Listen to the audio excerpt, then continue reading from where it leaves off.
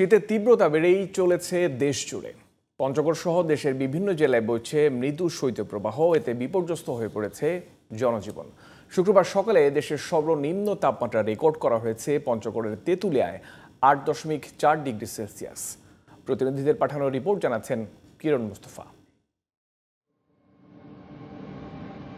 ঘর থেকে বের হতে না পারায় কষ্ট বেড়েছে শ্রমজীবী মানুষের। ঘন কুয়াশার কারণে হেডলাইট জ্বালিয়ে যানবাহন চালাচ্ছেন চালকরা। সকাল 9টায় পঞ্চগড়ের তেঁতুলিয়ায় তাপমাত্রা রেকর্ড করা হয়েছে 8.4 ডিগ্রি সেলসিয়াস, আর 9.7 ডিগ্রি সেলসিয়াস তাপমাত্রা রেকর্ড করা হয়েছে রাজশাহীতে।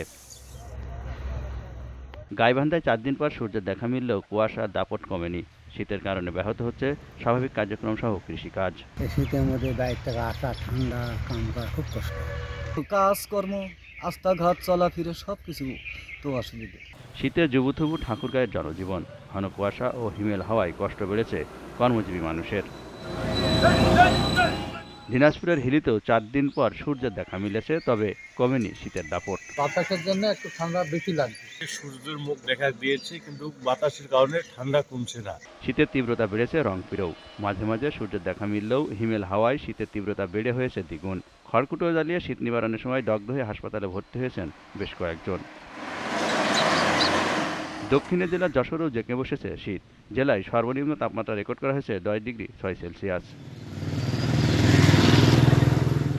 10 ডিগ্রি সেলসিয়াস তাপমাত্রা রেকর্ড করা হয়েছে চুয়াডাঙ্গায়। শীতের তীব্রতা বেড়েছে শেরপুর ও ভৈরবেও।